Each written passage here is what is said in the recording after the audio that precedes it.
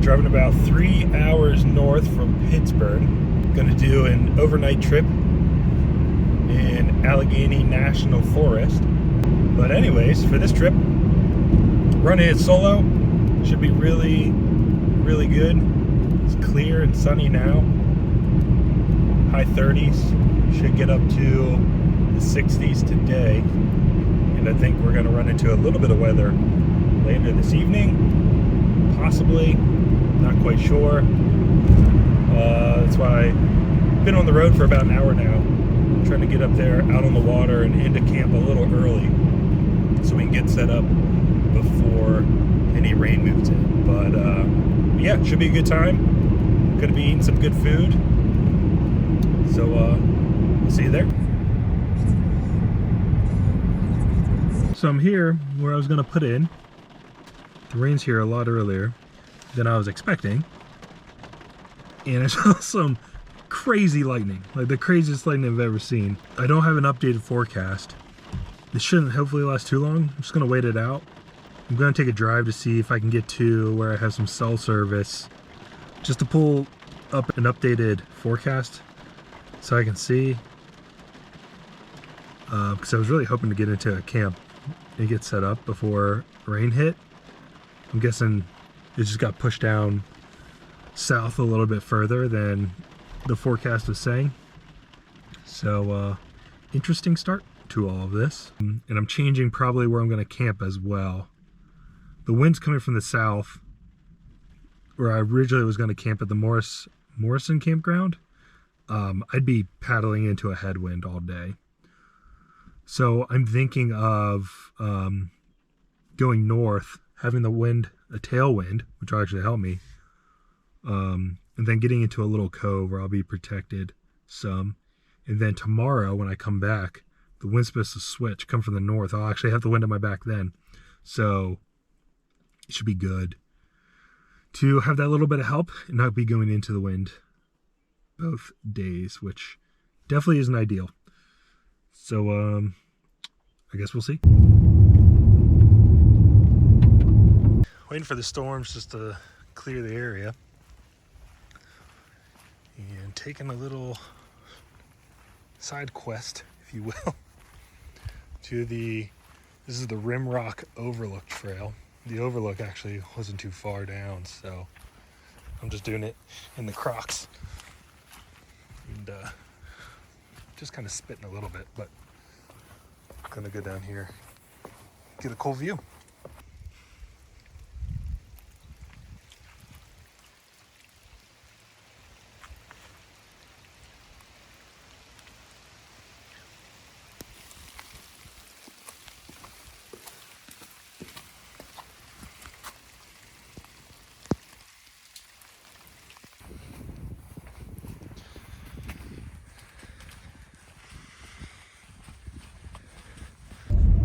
Storms are past, which they actually came through earlier than they were initially calling for, which works out in my favor.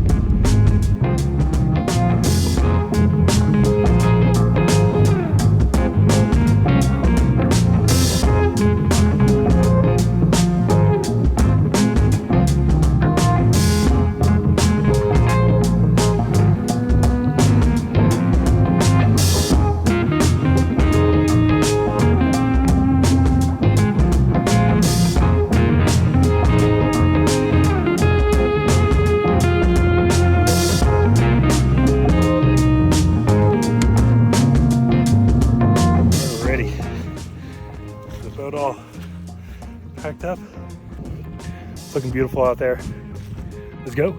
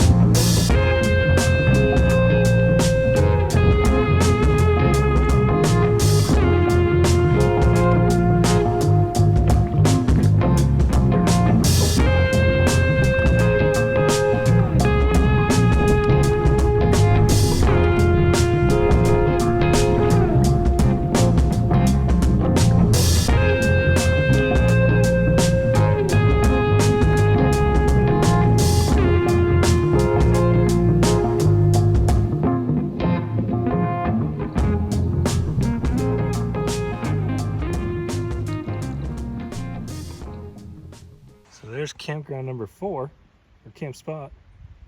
This is the Pine Grove campground. You can see the sign is underwater.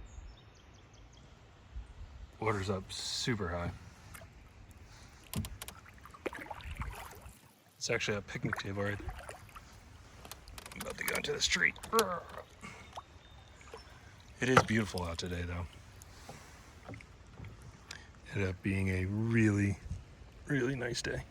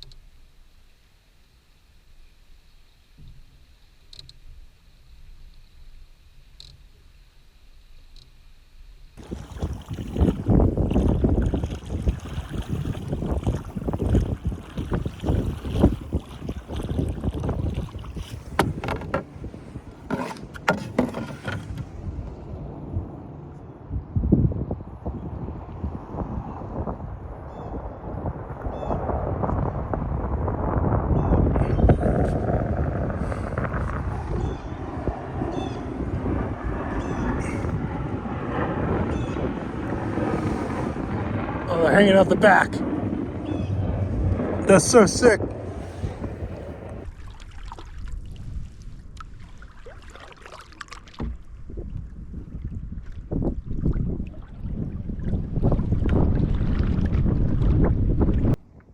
I don't know where he went. There's a loon. He was right over here. He just dove. Where'd he go?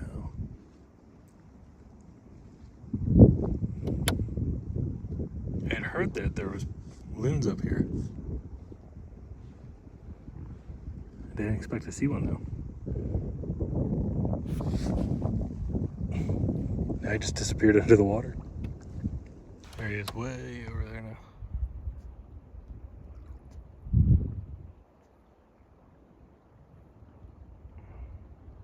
Pretty cool. Be awesome to hear him call.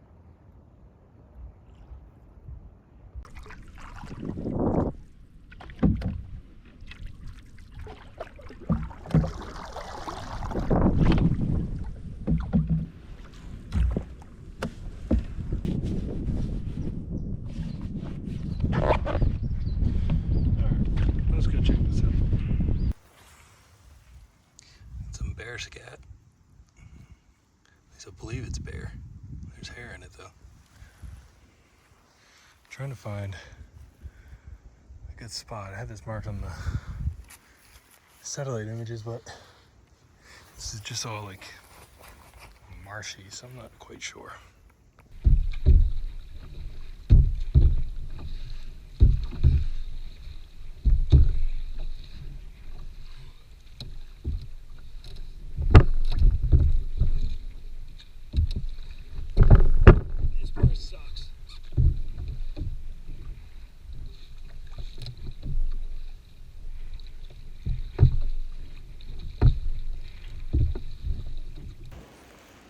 So this has gone off the rails a little bit. The wind is just picked up hard. And I knew they were calling for some wind, but pretty much pinned down in here where I wanted to camp before. It just didn't work out. I crossed over to the other side, hoping to find a good spot. Just nothing. So paddled back across in the wind.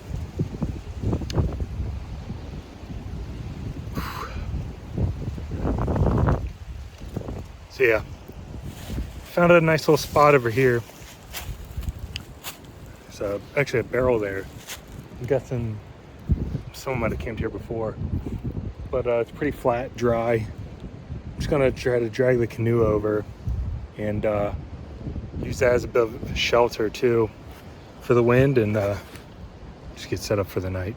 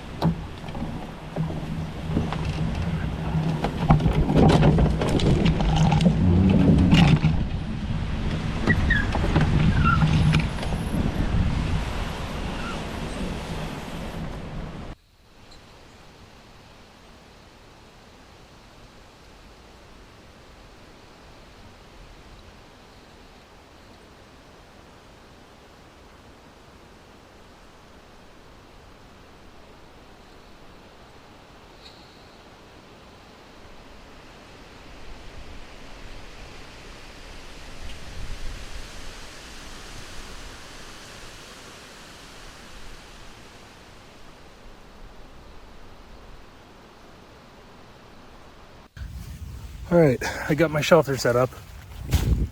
It is about to come down. So I got canoe, hopefully to block the wind a little bit, tarp to give me more of a kind of front porch, and then it's collapsed on that side, and then I have my tent. It's about to come down. I heard the thunder, it's booming over there, and I'm hungry. I haven't eaten since breakfast. It was at 7 a.m. Had some water today, but not gonna lie, that's second half of the day, just fighting the wind. That yeah, I was fighting. Jeez. Yeah, it freaked me out a little bit. Good learning experience though. So I'm gonna crawl in my tent, get these boots off, and then I think I'm gonna cook some hot dogs just on the stove. And then tonight, hopefully, I think these storms are supposed to roll through, and then the evening's supposed to clear up, and then I have some steak, sweet potato, some cheese. So hopefully we'll get a fire going and grill that steak up.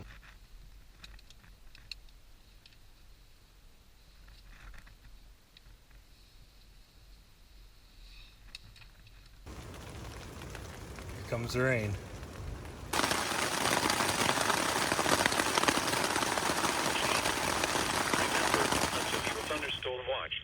The conditions are favorable for the development of severe weather, including large hail and damaging winds in and close to the watched area. While severe weather may not be imminent, persons should remain alert for rapidly changing weather conditions and listen for later statements and possible warnings.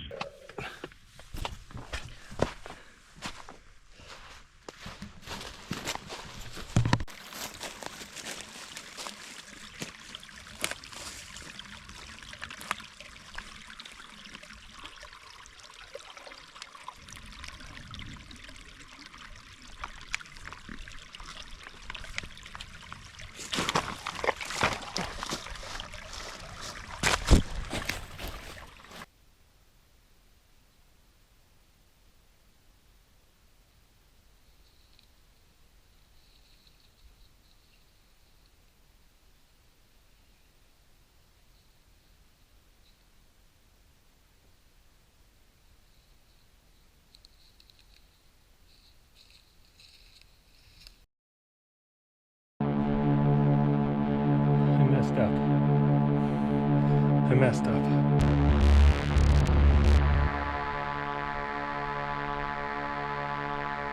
I I just wanted to make sure that you are okay.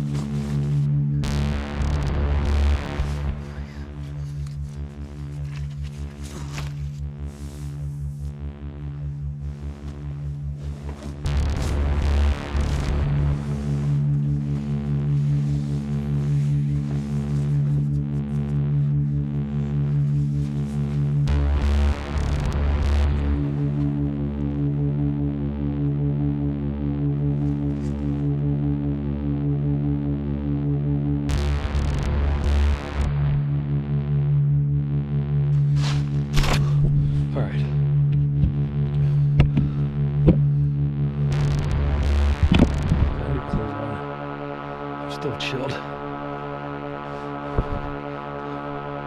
Thank you, Jesus.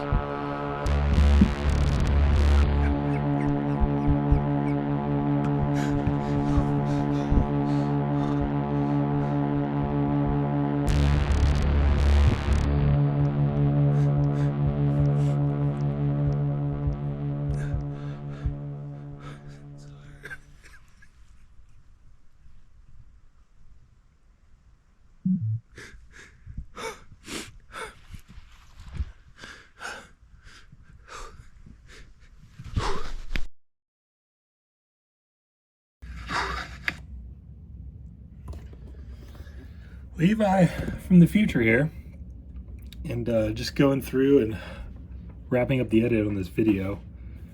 And it's currently June. We're about 2 months out from when this all happened.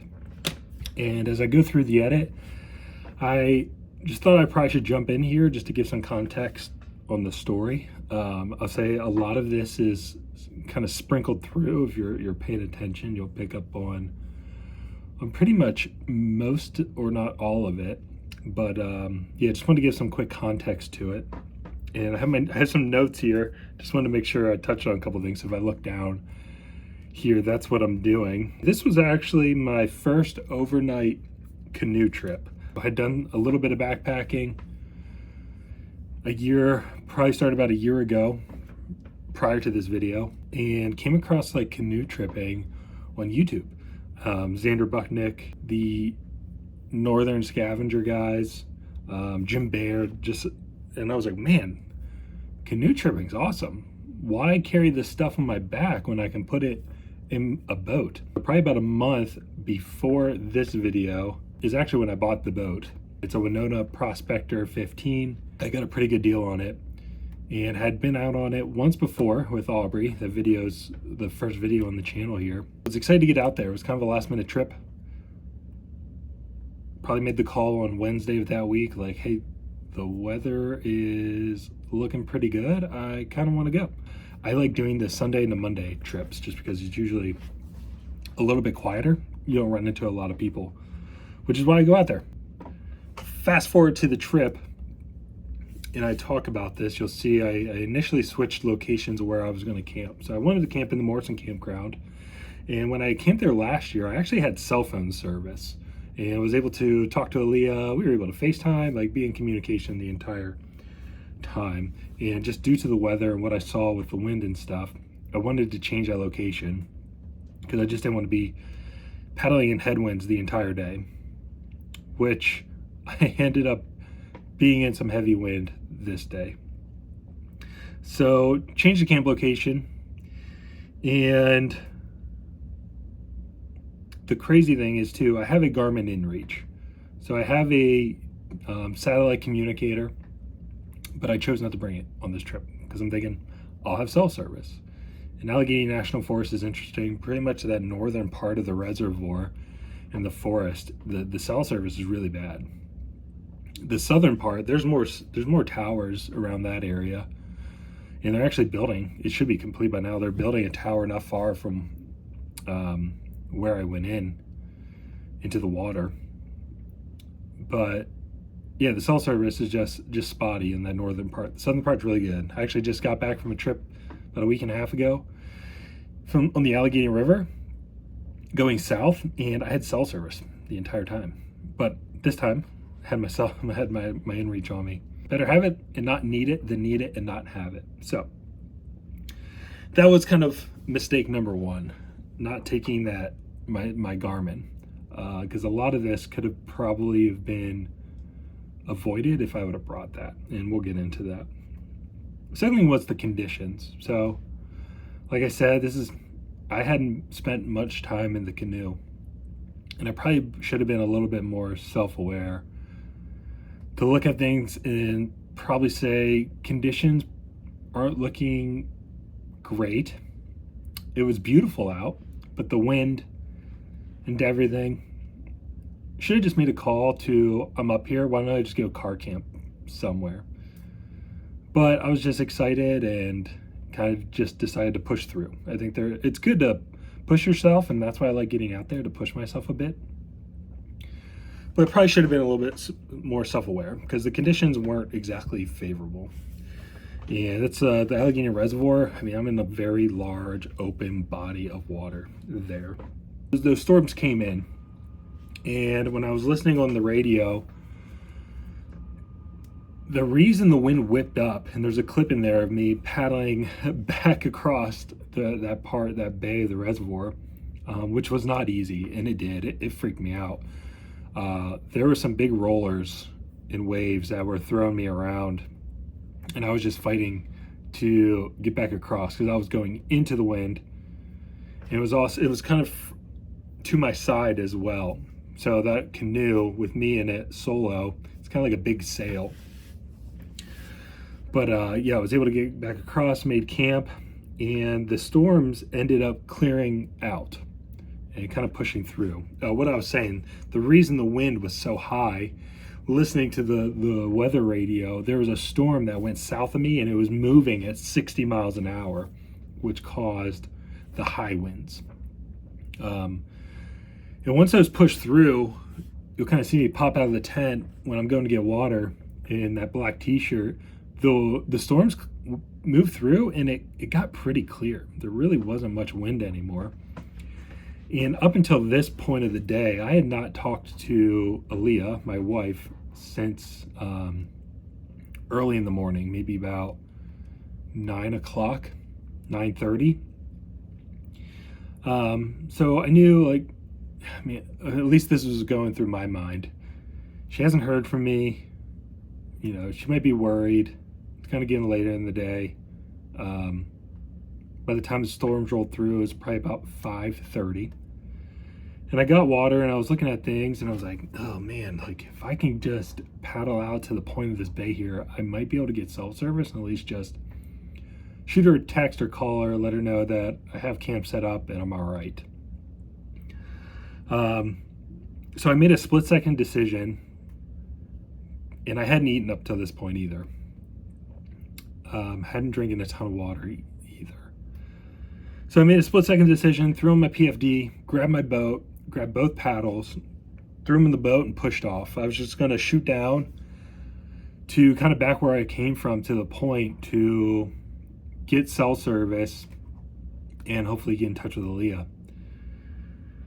So shot in the boat, and I had been hugging the shoreline the entire day. Stayed really close to the shoreline. Didn't want to get too far out, just because I was at least that self-aware. Hey, with the conditions and my experience level, let's stay close to shore. But with this split-second decision, and I really wasn't thinking totally clear. I hadn't eaten since about 7 in the morning. Haven't had a ton of water, drink a ton of water. So I was hungry. I'd been exuding calories all day paddling, and I was thirsty, probably a little dehydrated and just not thinking clearly. So I jumped in the boat and just started shooting for this point, and the shoreline kind of hugs in there before it comes out. So I was just making a straight line for it, and I ended up about 200 yards out from shore, and probably had gotten to about a quarter mile from camp. And initially, I was kneeling in the canoe because I knew it's not loaded down, it's just me in it. That canoe is it's a shorter two-person canoe, but I was soloing it. So I knew just to give me a little bit more stability, I wanted to kneel in it. And probably got about a quarter mile away from camp, and I wanted to just adjust. My knees were it was just a little bit uncomfortable. So pause, had my paddle laying across, and I went to adjust. And this is probably where I made a mistake as well. The wind had picked up a little bit, not as bad, but I went to adjust and I was pulling my leg out, and I had made this move earlier in the day as well, but the boat was laid kind of really weighed down with all my stuff. Not really weighed down, it was weighed down and more stable. But I was put too much weight on one side and I was leaning on the gunnel. And I learned that I need to have equal weight if I'm going to do that. But it was just enough weight to one side where it dipped down below and started taking water, and it threw me in. And when it flipped and threw me in, I was in a t-shirt, had my PFD on, had my pants on, my boots, and I was pretty far out there, and the depth there, it's pretty deep. I don't know the exact depth in that location, but I know it's a very deep reservoir. And the water was up very high because we had a ton of rain those last couple weeks, and they were holding it all back in the reservoir so that it wasn't flooding the river kind of downstream, even coming down into Pittsburgh. I mean, the river was really high. So you'll see in the video, I'm paddling in the treetops in some of those areas. That one campground was completely underwater. So I went in, and it was that initial shock. The water was cold. I hit that water and came up, but it made me just grasp for my breath, and was kind of shocked for a little bit there because the water was cold. I went back and looked, and the water was at the high around 40 degrees that day. We were in mid-April. So not warm, not water that you just want to go swimming in. And it shocked me at first, and I was able to just calm myself down quickly, kind of compose myself, and the boat was flipped at this point, so I wanted to get it back over. So I got to the side of it and got underneath, just kicked and threw it up over, and I got it up over, and it was filled with a lot of water. And went to go push up on the side and flip myself in, but the boat was just so heavy from being filled with water that I wasn't able to get up in, and it flipped on me again. For a week afterwards, my whole forearm was bruised from where the boat actually hit me. So I'm sitting there, I had to make a split-second decision because I knew, luckily I kind of knew, hypothermia, and in my mind kind of knew the time that I had, which I knew couldn't be in there messing around a lot. It's funny, things were popping up in my mind from my hunter safety course when I was 12, learning about hypothermia. So I just made a decision, is it the boat or my life? That's where I was. And I said, screw the boat, I'm going into shore. And I was about 200 yards. So I had my PFD, I went on my back, and I just started kicking. And for me, I just kind of pleaded out, Jesus, I need your help. And I just started kicking the shore on my back. And I have a wife and 2 kids, and thoughts started really going through my head, like, man, is this it? And I was like, I can't go out this way. And I had these visions of my oldest, Aubrey, just in her wedding day, walking down the aisle as an adult, like so vividly. I can still see it. And we're pretty far out. I've talked about this a good bit, so I can talk about it a little bit easier now. But just Aaliyah and the girls, that's what kept me going. And I just kicked for my life to get the shore. So I was on my back kicking, and I ended up flipping over and kind of regular swimming on my kind of forwards, on my stomach, I guess. And I was doing that for a second. I said, and I thought to myself, crap, my phone. So I had my phone in the pocket of my PFD. I'm thinking to myself, that's my lifeline. Like, I can't let that thing get destroyed. It was probably already wet. I mean, I was soaked. I went in. So I flipped back over on my back and I just kept kicking. And I was able to make it to shore. And when I went to shore, your brain is just, I mean, the cold water and just kind of like a crazy situation where it's kind of fight or flight. My brain is just firing quickly decisions. And when I went to shore, I made a straight line from where I went in straight to shore. And I'm about a quarter mile now from my camp. And as soon as I hit land, I said, I got to get back to my camp because I was prepared. I did bring a ton of extra layers. I knew you're going to be around water.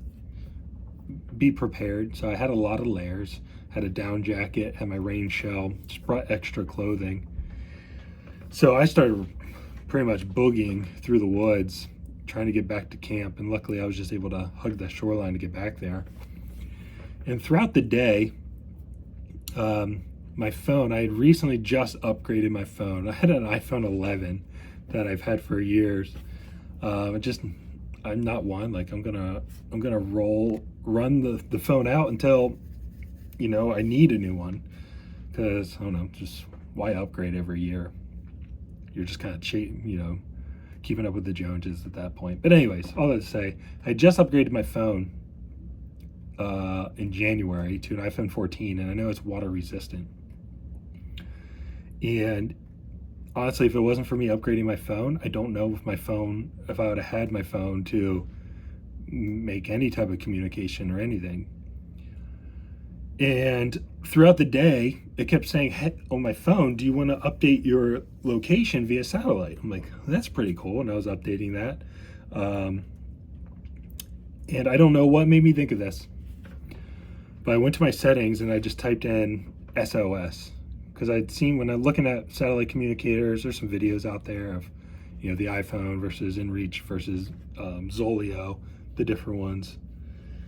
So I went in my settings and just typed in SOS, and I found that I could contact 911 via satellite message. So as I'm running through the woods, getting back to camp, I pulled that up. I wasn't running. I'm making way quick because I knew, like, I need to get these wet clothes off of me.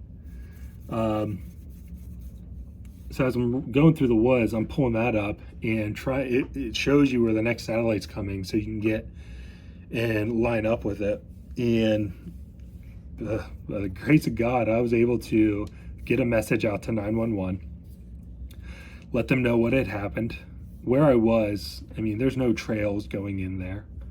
I had more stuff with me because I was in a canoe than if I was just backpacking in one bag. And was able to get in touch with 911, and they were going to send people to me, and super fortunate that they were able to get the coordinates directly from where I sent that message to where my location was, like my last location, because I was in touch with them for about a half an hour. So when I went in, it was probably around 5:45. By the time I got back to shore, it was after 6. And was in touch with them up until about 7 o'clock, just messaging back and forth. And they were sending folks out for me, and I didn't know what to expect. I didn't know if they were sending a boat or what. And I just was messaging them like, I'm so sorry, like them putting you all through this, because I just felt horrible because it was my stupid mistake. So I was able to message them, got back to my camp, and I just stripped down, got all my layers back on. And very luckily, I mean, I had my sleeping bag set up, I had fire there, I had food. I knew, like, if I needed to, I can jump in my sleeping bag, start a fire. I can do what I need to get warm. If I need to, I can take my tarp, get a little fire going, or turn my stove on, get around there, turn it into a sauna. For a little bit of time, just to really warm me up if I needed to. But luckily I was able to, I got all those layers on and just kind of stayed on my feet, and was able to get warmed up, which is a blessing. And another too, like I looked at the water. I remember feeling the water earlier in the day when I first got in, stuck my hand in. I was like, oh, that is some cold water. And I knew it was going to be a little bit colder. We're in early spring, but I wasn't afraid of that. I was just excited to be on a trip, but was prepared just in case. And I mean, 40-degree water, I think if you look it up, you have about 15 minutes of being in that water before things can get start kind of going south as far as hypothermia is concerned. And that was what I was most concerned about. I was just concerned about going hypothermic. And I remember kicking in the water, coming back, thinking to myself, I should be way colder than this. This is just my belief. You don't have to agree with this, but this is just what I believe. And in the situation, I don't know. I was just surrounded by something that was protecting me. Because I remember thinking, like, I was just in a t-shirt, bare skin in that water for a good amount of time. I should be colder than this. But yeah, was able to get changed and kind of waited it out. And yeah, there's a clip in there. Just watched my boat. The wind pushed it. Watched my boat just go by, which was crazy. And yeah, just so grateful for the volunteer firefighters that came in. They were able to come right to my location. Probably about 15 minutes before they got to me, I could have swore I heard someone yelling my name, but I thought it was just me not thinking right, crazy. But it was them, because then I heard it again later. And yeah, 3 volunteer firefighters came in, found me, and helped me pack myself out. We had to hike about 4 miles out with my stuff to get back to the road. And they were able to give me a ride back to my car.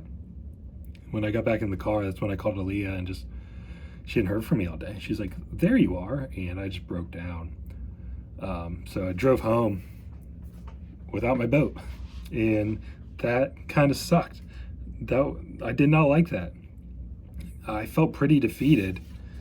And where the video will pick back up here, I knew the way the wind was blowing my boat, it was floating. So I bet you it was going to blow it down into the end of this bay. And I knew there was like a boat ramp down that way. So I bet you it was going to blow it down in there. So the next day, I was just messed up. It freaked me out. Yeah, I was kind of messed up for a couple days there, but I was just antsy. I wanted the boat back. I just wanted to get it back.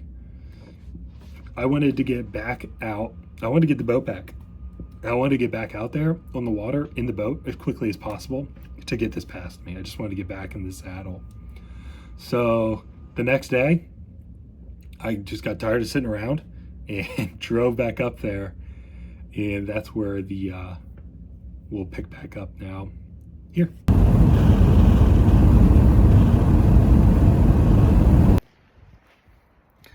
So it's the next day. Back here at the Allegheny Reservoir.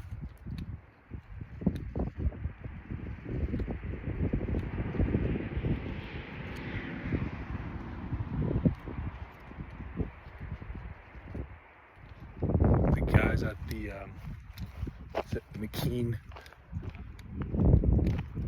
Volunteer Fire Department were blessings. They helped get me out of there, helped pack all my stuff out, since I did canoe in. I had a little bit more stuff than if I was just backpacking. So trying to get the boat back. Made a few calls, and the Fish and Boat Commission officer is actually taking his boat out to go locate my canoe. So Sergio, with the PA Fish and Boat Commission, amazing person. Just talked to him. I was on Kinzua Point and I actually saw his boat out there. And I was staying up looking, and the boat started coming towards me. And I just hear this, "Are you Levi?" I'm like, "Yeah." He's like, "If you want to head over to the beach, we can talk over there." So I met him on the other side of the bridge at the beach, and he spotted the canoe. Still in Sugar Bay. The wind pushed it all the way down to the end. It's pretty far down in, but he did spot it. He wasn't able to get the boat back to it though. So I'm gonna drive down there really quick, throw up the drone and see if I can just spot it there, just so I have a good idea on where it is, because probably not gonna be able to get it tonight, but hopefully come back up this weekend with a few people to get a boat back there and grab it.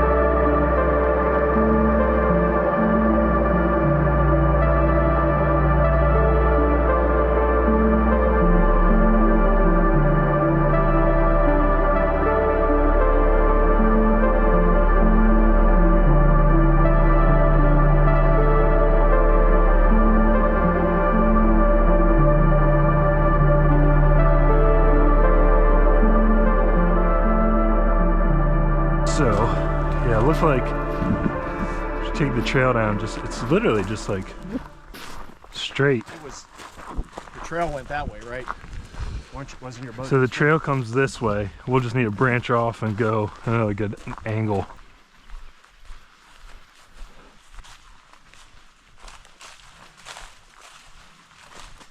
Takes us. Yeah.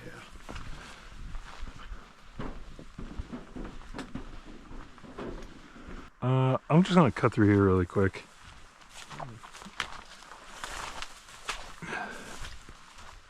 Yeah, I think I'll be able to hop over.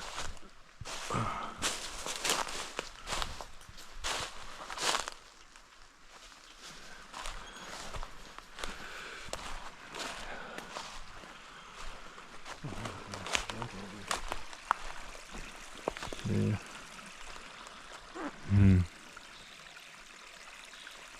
Fucking almost threw a 2x10 on my truck that I had sitting. Yeah. Could have put it right across. I can't believe it's just sitting right there. I'll just go around that way. Right? Is that where it goes? The trail? Yeah. Or just stay up higher? Right here. We could get around. We're just trying to get around the That's water. a beaver dam. Oh, is that what it is? See that? Oh, you see the beaver? Right there. You see him in there? Oh, yeah. He's swimming around in there. Here. Gotcha.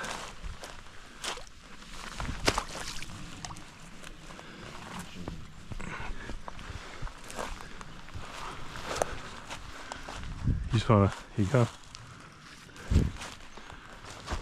Wow, this beaver's been doing work. Look at that. Check that eye.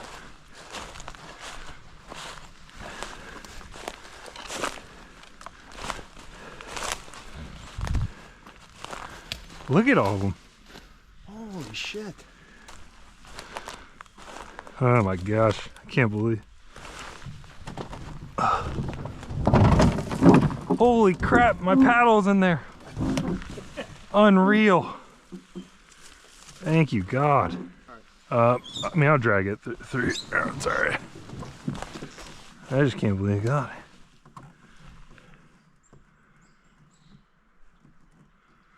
Well, Oh, this gives me some closure.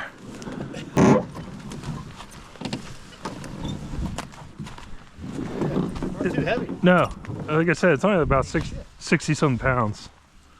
That's when we get it to the trail, I'll just throw it on my shoulders. No, I don't think so. It's a little waterlogged. The fucking oar stayed in there.